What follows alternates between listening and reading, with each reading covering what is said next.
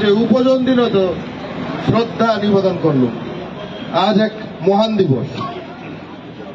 আজকে ঠাকুর শ্রী পঞ্চানন বর্মার আবির্ভাব দিবস।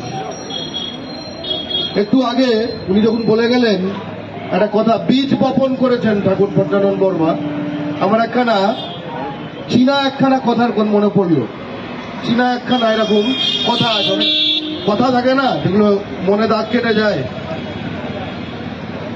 ওই চীনা যে কথাটা সেটা হচ্ছে যে একটা জাতি আগায়, সেই জাতিটাই আগায় যার বৃদ্ধ মানুষে, সেই জাতিটাই আগায় যার বৃদ্ধ মানুষে এমন গাছের বীজ রোপণ করে যে সেই গাছের বীজ থেকে যে গাছ হবে তার ছায়ায় সে কখনো বসবে না। অর্থাৎ সে নিজের কথা ভেবে করছে না, সে আগামী প্রজন্মের কথা ভেবে করছে। তাই এরকমই একজন মহানতম ব্যক্তি ছিলেন রায় সাহেব ঠাকুর পঞ্চানন বর্মা। এবং আজকে বাংলা পক্ষ সাধারণ সম্পাদক হিসেবে আমি গর্বিত যে বাংলা শিল্পী পক্ষ এই উদ্যোগটি নিয়েছে এবং বাংলা পক্ষ আজকেও একাধিক জেলায় রায় সাহেব ঠাকুর শ্রী পঞ্চানন বর্মার জন্মদিন পালন করেছে। আপনারা তো জলপাইগুড়িতে বিরাট যে মূর্তিটা রয়েছে সে কথা জানেন, সেখানেও আজকে আমাদের জলপাইগুড়ি জেলা কমিটির পক্ষ থেকে সহযোদ্ধারা গেছিল। কিন্তু আমি এবার আসি ক্ষত্রিয়র মূর্তির কথা নিয়ে। আমাদের এই মাতৃভূমি এই বাংলা, সেখানে ক্ষত্রিয় সমাজের লোকের মূর্তি নেই এই কথা মিথ্যা। আছে, কিন্তু তারা বাংলার ক্ষত্রিয় সমাজের। সল্লেকে রানা প্রতাপের মূর্তি আছে, বুঝলেন? সল্লেকে রানা প্রতাপের মূর্তি আছে। কলকাতাতেও আমি মেডিকেল কলেজে পড়াশোনা করেছি, তার উল্টো দিকে সেন্ট্রাল মেট্রো স্টেশনের উল্টো দিকে আরেক ক্ষত্রিয় রানা প্রতাপের মূর্তি আছে, আরেকটা মূর্তি আছে একই রানা প্রতাপের। বাংলার ক্ষত্রিয় না, তার কলকাতায় দুটো মূর্তি। তার মানে হচ্ছে এই বাংলার মানুষ খাদ্য শক্তি বলতে বাইরে কিছু একখানা দেখছে, ভিতরে দেখছে না। যার নিজের ভেতরে শক্তিটা সে নিজে যদি না চিনতে পারে, বাইরে থেকে ইম্পোর্টেড শক্তি দিয়ে আর কতদিন চলবে, তাই না? আরেকটাও ব্যাপার আছে যে বাইরে থেকে মানুষ তারা নানা রকম এলাকা বাংলার মাটিতে দখল করে সংখ্যা বাড়িয়ে লবি করে দুটো মূর্তি খাড়া করে দিল, তাই তো? অথচ আজকে আমাদের এই বাংলার মাটিতে আমরা আমাদের মনীষীদের, আমাদের বড় মানুষদের মূর্তি বসানোর জন্য সংগ্রাম করছি, লড়ছি। হ্যাঁ, আমরা করব, কিন্তু আমি শুধু বাস্তব অবস্থাটা জানালাম। বাস্তব অবস্থাটা আরেকটা ভাবে জানাই। কদিন আগে বাংলা পক্ষ একটা মাছ ভাত উৎসব করেছে। কোথায়? বড়বাজারে। বড়বাজারের মুখে গিরিশ পার্কে। কেন? কারণ বাংলার বাইরে থেকে একজন এসে সেখানে কাউন্সিলর হয়ে গেছে, মারোয়ারি মীরা দেবী পুরোহিত, বিজেপি দলের। সে বলেছে এই মাছ কেটে বিক্রি হবে, রক্ত টক্ত দেখা যাবে, মুরগি ছাড়িয়ে বিক্রি হবে, এতে তার নাকে গন্ধ লাগে, গা ঘুরায়, মাথা ঘুরায়। সাহসটা দেখুন, সাহসটা দেখুন আমাদের বাংলার মাটিতে। কিন্তু সেই দিন আমরা যেখানে বিরাট যে ব্যাপারটা করেছিলাম, মাছ ভাত উৎসব, একদম যে শুকতেই হবে, আর না পছন্দ হলে তো নিজের জায়গা ফেরত যাও, কোনো সমস্যা নেই আমাদের। তখন ওখানে প্রাচীন যারা বর্ধিষ্ণু বাঙালি পরিবার, আমরা যারা শুনি কলকাতার বাবুরা, আমরা কলকাতায় থাকি সকলে, কিন্তু আমরা তো কলকাতার বাবু না। কলকাতার বাবু মানে হচ্ছে যাদের 200 বছর, 250 বছর, 300 বছর ফ্যামিলির ওখানে বড় বড় প্রাসাদ আছে, এবং সেই প্রাসাদগুলোর 80% ঘর এখন বহিরাগতদের দখলে। আমি তাদের কথা বলছি। তাদের মধ্যে একজন রবীন্দ্রনাথের কথা বললেন। ওই এলাকাতেই তো থাকতেন। রবীন্দ্রনাথ ওরকম একজন বিরাট বর্ধিষ্ণু বাবু পরিবারের লোক। ঘটনাটা বলি, শুক্লেশবাবু একটু শুনবেন, কি ভয়ঙ্কর ঘটনা। মেনকা গান্ধী মন্ত্রী, সেন্ট্রাল মিনিস্টার, জনতা দল সরকার, রাষ্ট্রীয় মোর্চা। এটা তখন জানবে না, আগে জনতা দল একটা দল ছিল, যে লালু প্রসাদ, নীতিশ কুমার সব একই দলে ছিল, সেই দলে বিপি সিং। তো তখন সে কেন্দ্রীয় মন্ত্রী হিসেবে একবার কলকাতায় এসছে, সে রবীন্দ্রনাথের বাড়ি দেখবে। এই যে সেন্ট্রাল এভিনিউ, চিত্তরঞ্জন এভিনিউ, এর ওপর যে বিভিন্ন গলিগুলো আছে, একটা গলি দিয়ে ঢুকলে জোড়াসাঁকো। এবার কোন গলিটা, সে তো এখন একটা বড় গেট করা আছে, এই গেট সৃষ্টির ইতিহাস এইটা। তো সেখানে গেছে, সেখানে গিয়ে বলছে পুলিশ টুলিশ সঙ্গে যেরকম শান্তি শান্তি সব থাকে মন্ত্রী, তো গেট গলির মুখে ঢুকে আশপাশে যারা বসছিল তাদেরকে জিজ্ঞেস করেছে যে রবীন্দ্রনাথ ওনার বাড়ি কোন গলিতে, ঠিক আছে? তো ওখানে একজন বলে রবীন্দ্রনাথ কোন? তারপরে হ্যাঁ রবীন্দ্রনাথ করে একজনকে ডেকে এনেছে, এলো রবীন্দ্রনাথ, এরকম করতে করতে রবীন্দ্রনাথ তিওয়ারি চলে এসছে, ঠিক আছে? রবীন্দ্রনাথ তিওয়ারি চলে এসছে। তখন পুলিশ টুলিশ তো খেপে গেছে বলে, তখন বলে দেখুন এইভাবে বুঝে জানে রবীন্দ্রনাথ, ঠিক আছে, দাড়ি টাড়ি দিয়ে বসিয়েছে। তখন আরেকজন উত্তর কি করেছে শুনুন, ও রবীন্দ্রনাথ, ও তবলাপট্টি কা বুড়ুয়া। ওই এলাকাকে তবলাপট্টি বলা হয়, সেখানকার বুড়ো, जो गाना वाना लिखता था। অর্থাৎ ভূমি যদি ভূমি সন্তানের হাতে না থাকে, একটা এলাকায় তোমার নিজের যে মহান মানুষ, সে পায়ের তলাও জায়গা থাকে না, সে নিশ্চিহ্ন হয়ে যায়। এইটা হচ্ছে আমাদের সেইটা শিক্ষা। এই ঘটনাটা শুনতে মজার, কিন্তু ঘটনার মধ্যে অনেক কিছু লুকিয়ে আছে। আমি এই কথাটা বলে সেই কারণে শুরু করছি। আরেকটা জানেন, ভারতীয় ক্ষত্রিয় সমাজ, যারা রাজবংশী সম্প্রদায়, আমাদের এই যে বাংলার যে বাঙালি মহাজাতি, যে রাজবংশী সম্প্রদায়, এটা তো বাংলার ভূমিপুত্র, এই নিয়ে তো কোনো সন্দেহ নেই কারণ। আর এই পশ্চিমবঙ্গ তো ভারতের অংশ, এ নিয়েও তো কারোর কোনো সন্দেহ নেই। ভবানীপুরে একটা আছে ভারতীয় ক্ষত্রিয় সমাজ, ওখানে কোনো বাঙালির নো এন্ট্রি, কোনো রাজবংশীর নো এন্ট্রি, কেউ নেই, কিচ্ছু জায়গা নেই, শুধু হিন্দি। ওই যে রানা প্রতাপের বসিয়ে দেয় যারা, পশ্চিমবঙ্গের মাটিতেও ক্ষত্রিয় তারা। এক অদ্ভুত, মানে আমাদের আসলে কতটা অচেতন আমরা ভূমি সন্তান হিসেবে, তাতেই প্রমাণ। কিন্তু সে যে লবি করে করছে, সংখ্যা বাড়িয়ে করছে,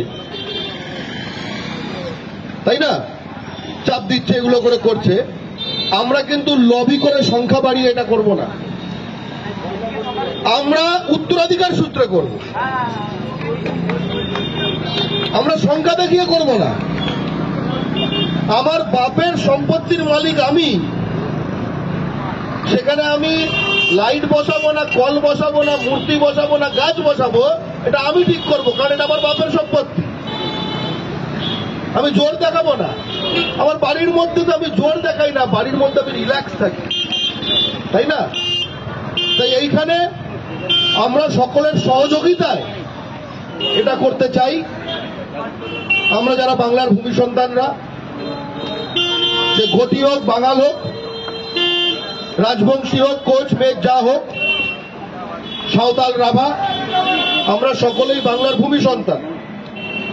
এবং এইটা আমাদের রাজধানী, আমাদের অন্য কোনো রাজধানী নেই, এই রাজধানীতেই চাই, তাই না?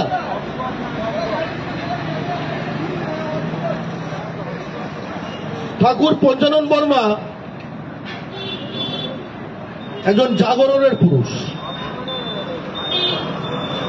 যখন নিজের মানুষ একদম ঘুমিয়ে থাকে, সে ঘুমিয়ে আছে তাও জানে না, আমরা একটা কথা বলি যে জেগে ঘুমাচ্ছে তাকে কিন্তু জাগানো যায় না, একটা কথা আছে না। আসলে 19বিংশ শতাব্দীতে এই রাজধানী কলকাতাকে কেন্দ্র করে এরকম মহান জ্যোতিষ্কদের আবির্ভাব হয়েছিল। এদেরকে ইংরেজিতে বলে পলিম্যাথ। এরা কত দিকে কত কিছু করেছে। শিক্ষা, সমাজ, লেখা, পলিটিক্যাল রিপ্রেজেন্টেশন, নানা কিছু, মানে ছাতার মতো। ছাতার নানা স্পোক থাকে, তবে না পুরোটাকের ওপর মাথাটা ধরে, তাই না? একটা কাঠি ধরে নেই। সেই সময় কিন্তু এরকম এই 19বিংশ শতাব্দীতে এটা কিন্তু সম্ভব হয়েছিল। কেন? কারণ কলকাতা এই রাজধানী, এর মাধ্যমে কিন্তু আরো 5টা মানুষ, তারা কিরকম কি ভাবছে, এর থেকে একটু নেওয়া, তার থেকে একটু নেওয়া, এরা তো এরকম করছে, তাহলে আমরা কেন এরকম করতে পারি না? এই যে নানা রকম কনসেপ্ট গুলো একই জায়গায় নিয়ে দিয়ে মিলে মিশে যে বিস্ফোরণগুলি ঘটে, চেতনার বিস্ফোরণ, তার একজন উজ্জ্বলতম জ্যোতিষ্ক এই বাংলার মাটিতে হচ্ছে ঠাকুর পঞ্চানন বর্মা। যুগপুরুষ, জাগরণের পুরুষ। আর জাগরণের পুরুষ হলে কি হয়? প্রজন্মের পর প্রজন্ম তাকে মনে রাখে। লক্ষ্য করে দেখবেন এইরকম অনেক পুরুষকে তার সবচেয়ে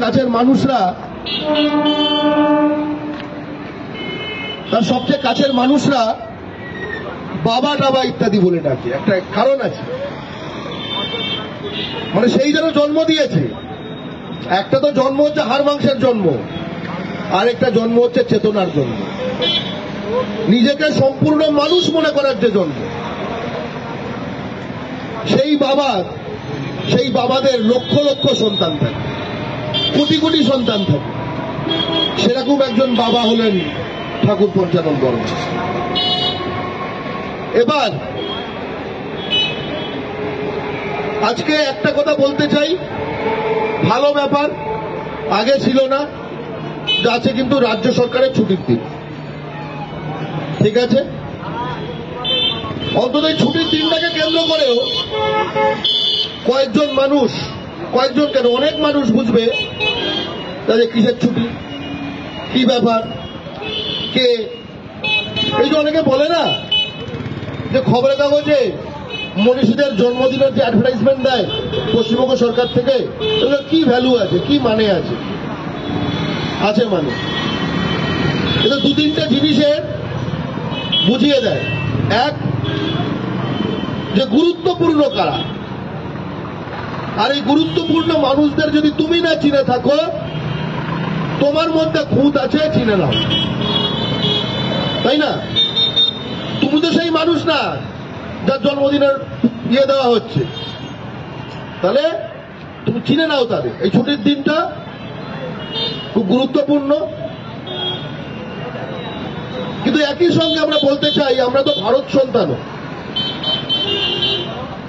এই যে সুভাষচন্দ্র বসুর জন্মদিনে করে রাষ্ট্রীয় ছুটি নেই, কেন নেই?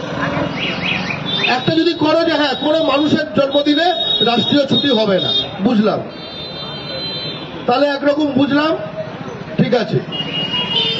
গান্ধীর হবে, সুভাষের হবে না, এটা তো ঠিক না, তাই না? সবকিছু তো গুজরাট আর রাজস্থান আর ইউপি আর বিহার তো হতে পারে না। এই মাটিরও তো কিছু জায়গা রয়েছে। বা যখন বীরত্বের কথা বলা হয়, আমরা বাঙালিরা, বাংলার ভূমি সন্তানরা, আমরা অগ্নিযুগের কথা জানি। আমরা জানি যে কিভাবে 12 ভূঁইয়ারা মোগলদের বিরুদ্ধে যুদ্ধ করেছিল। আমরা কি পূর্বের নেপোলিয়নকে চিনি? আমরা কি শুক্লধ্বজ শিলা রায়ের কাহিনী জানি? আবার আজকে যারা বাংলার বিভিন্ন ভূমি সন্তানদের মধ্যে ভেদাভেদ করতে চান, যারা বাংলার বিভিন্ন ভূমি সন্তানদের মধ্যে আজকের দিনে সে নানা কারণে ভেদাভেদ করতে চান, তারা কি জানেন যে চিলা রায়, চিলা আসলে তার কিন্তু নিজের নাম নয়, এটা ডাক নাম, চিলের মতো, তাই জন্য চিলা রায়। তার মা কিন্তু গৌর কন্যা, যাদেরকে এখন হয়তো ফারাক করে বাঙালি বলা হয়। আমরা বাংলার ভূমি সন্তান, আমাদের রক্ত মিশে আছে। রক্ত শুদ্ধতা খুব ভয়ঙ্কর জিনিস, রক্ত শুদ্ধতা খোঁজা। আমরা রক্ত শুদ্ধতায় বিশ্বাস করি না। আমরা বিশ্বাস করি যে বাংলার ভূমি সন্তানরা নিজ নিজ স্বকীয়তা বজায় রেখে আসলে একটা একই শক্তি, এই যে হাতের পাঞ্জার মতো, আলাদা থাকলে কাজ করে, একসঙ্গে মুষ্টিবদ্ধ। তাই সিলেবাসের প্রসঙ্গটা আমি তুললাম, তার কারণ একটু আগে সিলেবাস নিয়ে কথা বলা হলো। আমরা চাই সিলেবাসে বাংলার বীর সন্তানদের একখানা সেকশন তৈরি হোক। বীর বলতে আমি আসলেই মাঠে ঘাটে একদম অ্যাকশন বীরের কথা বলছি। অবশ্যই বিদ্যাসাগর, পঞ্চানন বর্মন এরা বীর ছিলেন, কিন্তু সেটা অন্য অর্থে, হয়তো অনেক বৃহৎ অর্থে অ্যাকশন। কিন্তু অ্যাকশন হিরো তো চাই আমাদের, নাকি? তাহলে আমাদের যে অ্যাকশন হিরো যারা, সুভাষচন্দ্র বসু থেকে চিলা রায় থেকে শুরু করে যারা যারা আছেন, তাহলে পড়তে হবে, তবে না একটু বুঝবো আমরা কাদের সন্তান, তাই না? প্রতাপাদিত্য, কেদার রায়, ঈশা খাঁ, এরা দিল্লির এগেন্স্টে ফাইট করেছে 100 বছর ধরে। সহজ না। এই সিলেবাসগুলো আমরা যদি ঢোকাই, সঙ্গে আরেকটা জিনিস মাথায় রাখতে হবে। কোন সিলেবাসে ঢোকানোর কথা বলছি? পশ্চিমবঙ্গ বোর্ডের সিলেবাসে। দেখো, আমাদের স্বপ্নটা কত ছোট হয়ে গেছে। কেন বলতো? আমরা ভাবতেই পারি না যে দিল্লি বোর্ডের আইসিএসসি সিলেবাস, সিবিএসই সিলেবাসে এগুলো যে ঢোকাবো, এই কথাটা আমরা কল্পনা করতেও ভয় পাই। কত বেটে হয়ে গেছি আমরা, আমাদের স্বপ্নগুলোও বেটে। আমরা কিন্তু ওদের বিরোধের কথা পড়ে যাব। তুমি যদি একখানা দিল্লি বোর্ডের সিবিএসসি, আইসিএসসি এর একটা ইতিহাস টানো, মন দিয়ে ভাবো, তুমি পড়ছো তথাকথিত ভাবে ভারতের ইতিহাস, তো আসলে কি পড়ছো? আসলে তুমি দিল্লির রাজাদের ইতিহাস পড়ছো।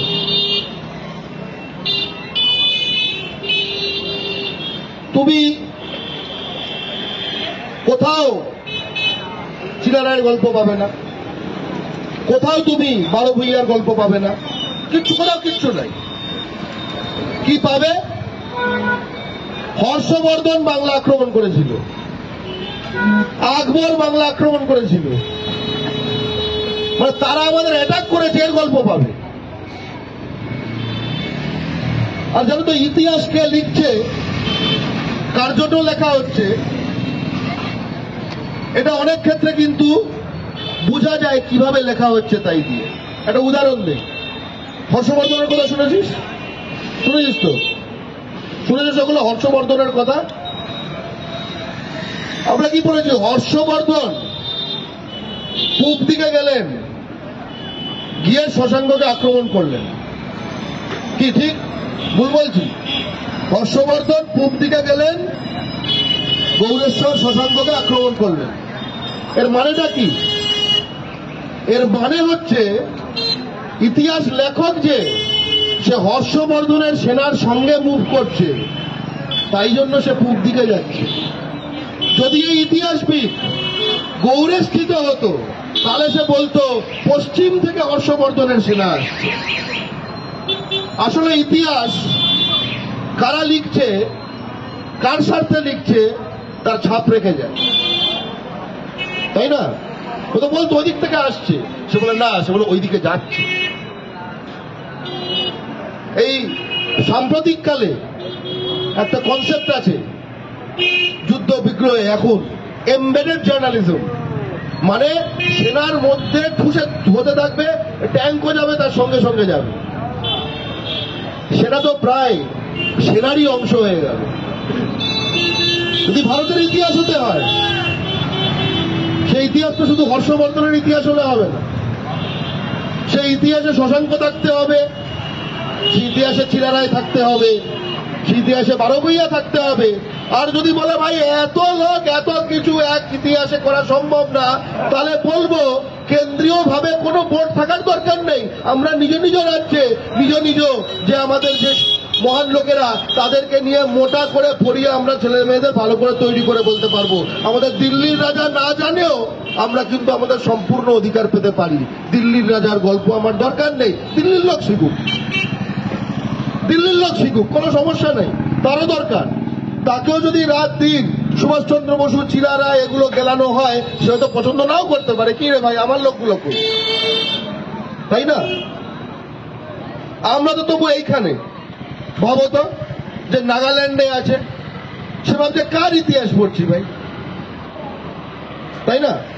যদি অংশীদারিত্ব থাকতে হয় না একটা ব্যবস্থায়, তাহলে কিন্তু সেইটা বুঝিয়ে দিতে হয় যে ভাই এটা আমাদের সকলে, দাতা গ্রহিতার সম্পর্ক না, অংশীদারিত্ব। এজমালি সম্পত্তি, এজমালি সম্পত্তিতে অংশীদারিত্ব থাকে, কেউ কাউকে দেয় না, তাই না?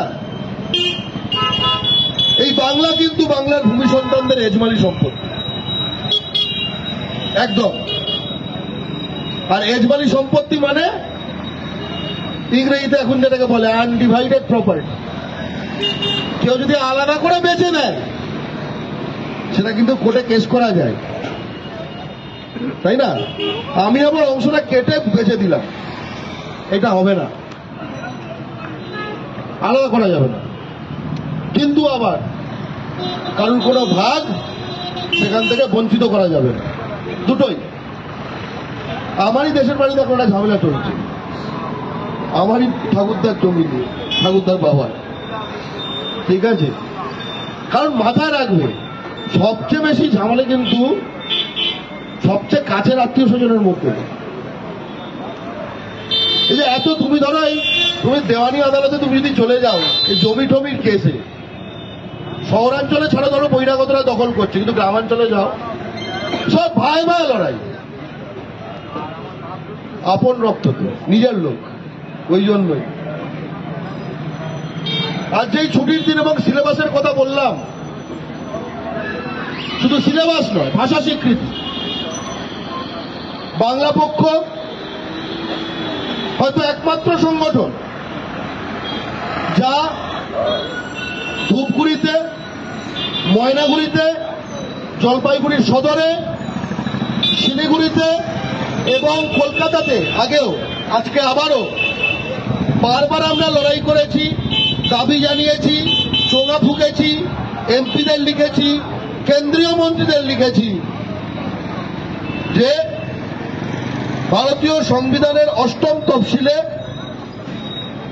রাজবংশী ভাষাকে ইনক্লুড করতে হবে। বাংলা আছে, তামিল আছে, গুজরাটি আছে, হিন্দি আছে, উর্দু আছে, মারাঠি আছে, রাজবংশী থাকবে না কেন? থাকবে না কেন? এগুলো কিন্তু খুব স্পষ্ট বিষয়। এবং যদি না থাকে, এবং এখন তো আরো গুরুত্বপূর্ণ, কারণ প্রায় সকল এমপি রাজবংশী সম্প্রদায় অধ্যুষিত এলাকার প্রায় সকল এমপি হচ্ছে কেন্দ্রীয় শাসক দলের, প্রায় সকলে, সবাই না, প্রায় সকলে। তাহলে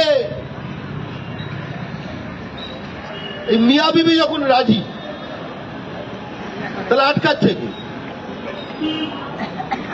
ভয় এমপি চায় না, কিংবা এমপি বলেছে, তার কেন্দ্রে যারা তাদের বস আছে তারা চায় না, স্পষ্ট করে বলা হোক যে আমরা খোঁচাটা কোথায় গিয়ে দেব, তাই না?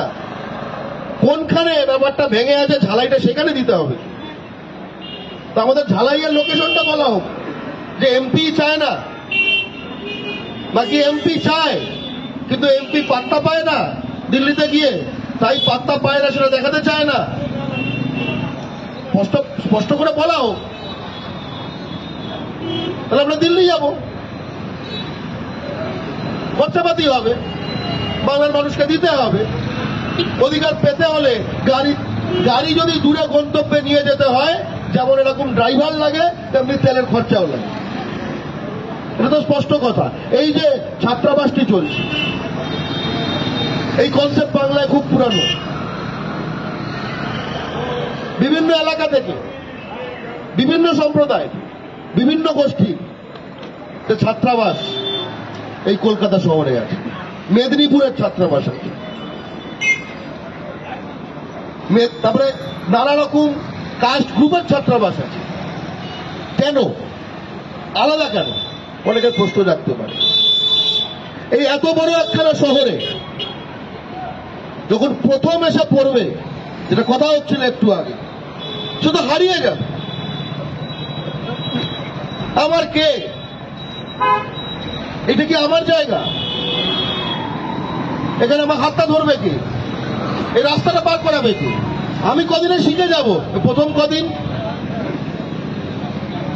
তখন যখন যে 2 বছর আগে এসছে সে যখন বলবে চিন্তা নেই আমি জানি, এইটা যে একটা আত্মবিশ্বাস দেয়,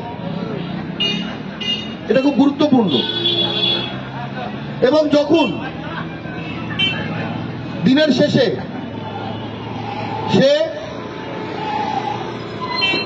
এই আলোচনাগুলো করে, একের পর এক জেনারেশন তৈরি হয় যারা একটা ছাত্রাবাসে গেছে। ছাত্রাবাসের সিনিয়র বলে একটা ব্যাপার আছে, কিন্তু অনেকে স্কুল কলেজের সিনিয়র বলে, ছাত্রাবাসেরও সিনিয়র হয়, তাই না? সম্পর্কগুলো তৈরি হয়। কিন্তু এই সম্পর্কগুলো বাংলার মাটিতে, বাংলার ভূমি সন্তানদের লজ্জা যে এই সম্পর্কগুলোকে যে একদম চরম স্তরে নিয়ে যাওয়া, সেইটা আমরা পারি না। আচ্ছা, এই কলকাতা শহরে কোন কোচবিহার অঞ্চল রয়েছে? শুনতে অদ্ভুত লাগবে, আবার কি? এই কলকাতা শহরে কোন নদিয়া অঞ্চল রয়েছে? শোনেই নেই কেউ এরকম ধরনের কথা। এই কলকাতা শহরে কোন মেদিনীপুর অঞ্চল রয়েছে? কিচ্ছু নেই। এই কলকাতা শহরে বিহার অঞ্চল রয়েছে? আছে। এই কলকাতা শহরে রাজস্থান অঞ্চল আছে? আছে। তাজ্জব। এই যে অংশীদারিত্বের কথা বলছিলাম, রাজধানী তো কারুর না, মানে রাজধানী বাংলার সবার। বাংলা পক্ষ সেই রাজধানী বানাতে চায়, সেই কলকাতা বানাতে চায় যেখানে লোকজন বলবে ওইটা তো পুরো কোচবিহার অঞ্চল, ওরাই বেশি। এই এলাকাটা পুরো মেদিনীপুর দিয়ে ভর্তি, এই এলাকাটা নদিয়া দিয়ে ভর্তি, সেই এলাকাটা হুগলি। কত সুন্দর হবে বলতো সেই রাজধানী।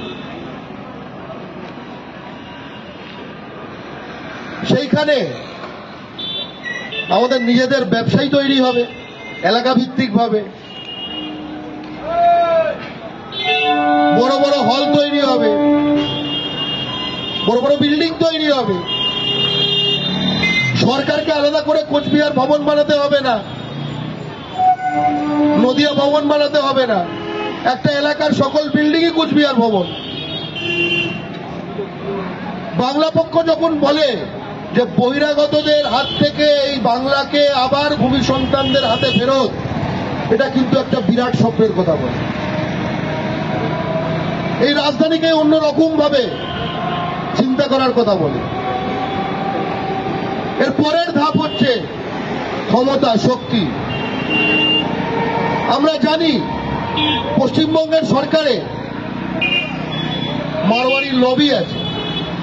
প্রথম পশ্চিমবঙ্গের যিনি তখন প্রধানমন্ত্রী বলা হতো 47-এর জাস্ট পরে, যখন 1950-এ যখন নতুন সংবিধান এলো তবে থেকে পদটা মুখ্যমন্ত্রী হল, প্রফুল্লচন্দ্র। তাকে গুজরাটি গান্ধী বলেছিল যে তোমাকে মারওয়ারি ফাইন্যান্স মিনিস্টার নিতে হবে, উনি রাজি হননি, নাম এদিক ওদিক করিয়ে উল্টো ভোট করিয়ে তাকে ফেলে দিয়েছিল। তবে তখন থেকে একদম জন্মলগ্ন থেকে লবি ছিল। আচ্ছা, পশ্চিমবঙ্গ সরকারে কোনো নদিয়া লবি আছে? হ্যাঁ, কোনো পুরুলিয়া লবি আছে? কোনো আলিপুরদুয়ার লবি আছে? আমরা তো এরকম পশ্চিমবঙ্গ সরকার চাই। এই যে কন্ট্রাক্টিং গুলো যে হবে, পশ্চিমবঙ্গ সরকারের যে নানা কাজকর্ম, নানা যে প্রকল্প, এটা যে টানাটানি হবে, সেটা ঝুনঝুনালা ঠিক করবে না, আমাদের ভূমি সন্তানদের বিভিন্ন লবির টানা পড়ে ঠিক হবে। হ্যাঁ, তার মধ্যেও কম পাবে বেশি পাবে, একে একটু কুড়ুই মেরে দেবে, ঠিক আছে, কিন্তু ভাই আমাদের মাঠের মধ্যে আমরা যখন নিজেদের মধ্যে ফুটবল খেলবো ওই ফাউলটা একরকম, কিন্তু বেপাড়া থেকে এসে যদি আমার মাঠে এসে আমাকে ফাউল করে যায় তাহলে তো অন্যরকম, তাই না? দুটো এক জিনিস না, দুটো এক জিনিস না। নিজের মাঠে যার সঙ্গে খেলছি তার সঙ্গে যদি লাগে দুটো গালি দিয়ে বলি দেখতে পাস না করে আবার মুছে উঠে খেলা যায়। বেপারা থেকে কেউ এসে যদি করে তখন কিন্তু সারা টিম থেমে যায়, তো ছেলেটাকে মারলি কেন? তখন খেলা পরে আগে হিসাব। বাংলা পক্ষ কিন্তু বাংলার ভূমি সন্তানদের জন্য এই হিসাব কিন্তু বুঝে নিতে শুরু করেছে, আর কেউ নির্ধারণ করতে পারবে না। আমরা এই বড় স্বপ্নগুলো উস্কে দিচ্ছি। আমরা বাংলার ভূমি সন্তানদের অত্যন্ত লোভী করতে চাই, অত্যন্ত লোভী বানাতে চাই। এর একটা কারণ আছে। আমি বিশেষ করে যদি ঠাকুর পঞ্চানন বর্মার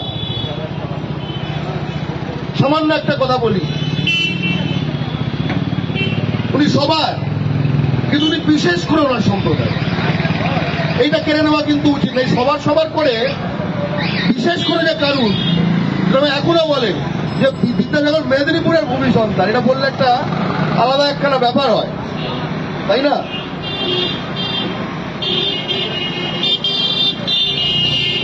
বাঙালি ভার্সেস রাজবংশী ভার্সেস, এটা করার মাধ্যমে কি হয়? যারা তিন রকম মানুষ আছে খুব স্পষ্ট, তো যারা নিজেদের রাজবংশী মনে করেন কিন্তু বাঙালি মনে করেন না, যারা নিজেদের একই সঙ্গে বাঙালি এবং রাজবংশী মনে করেন, ঠিক আছে, আরেকটা হচ্ছে যারা এসবে কিছু কেয়ার করেন। এই যে বিভেদটা, এর ফলে কি হয়? বিভেদটা সবসময় যখন একটা বড় সংখ্যার জাতি, ধরো বাঙালি, তাদের স্বপ্ন কি? যে এই যে ভারতের যুক্তরাষ্ট্রের মধ্যে আমরা নিজেদের অধিকারটা পেতে চাই, এবং সেটা একটা বড় স্বপ্ন। এই বড় স্বপ্নকে দমিয়ে দেওয়ার একটা বড় উপায় হচ্ছে ওকে ঘরের সমস্যায় ব্যস্ত রাখো, ঠিক আছে? কই রাজবংশী, কোচ রাজবংশীর সঙ্গে তোমার ট্রিটমেন্ট কেন করবে? যে এটা বলছে সে কিন্তু কোচ রাজবংশীদের নিয়ে কোনো চিন্তিত নয়। সে এই বড় লড়াইটা থেকে, এই বড় লড়াইয়ের মাঠ থেকে বাঙালিকে হাঁটাতে চায়। তাই বাঙালিকে টু ফ্রন্টে কাজ করতে হবে। একটা, যে এইরকম কোনো কমপ্লেনের জায়গা না থাকে, আর আসলে ভারতীয় যুক্তরাষ্ট্রে যে অংশীদারিত্ব, সেটা বাংলার প্রতিটি ভূমি সন্তানকে সাথে নিয়ে করা। একটা খুব খারাপ উদাহরণ দিচ্ছি, যার ক্ষতি হয়েছিল আমাদের এই বাংলায়, যে ব্রিটিশ সাম্রাজ্যবাদ, যে লুণ্ঠন। ব্রিটিশ আবার কোন জাতি? হ্যাঁ, ইংরেজরা কিন্তু স্কটিশদের, ওয়েলসদের, ঠিক আছে, আইরিশদের সাথে নিয়েছিল যে আমরা সকলে মিলে নেব, কারণ তারা হচ্ছে ব্রিটিশ দ্বীপপুঞ্জের সব ভূমি সন্তান। তুই বলছে স্কটিশ আর ইংরেজের মধ্যে ঝামেলা করে লাভ নেই, মিলেমিশে খাবো। সেই কারণে বাংলা পক্ষ বাংলার প্রতিটি ভূমি সন্তানকে বলতে চায়, আমরা মিলেমিশে নিজেদের মাটির সকল ঐশ্বর্য আমরাই রক্ষা করব। এবং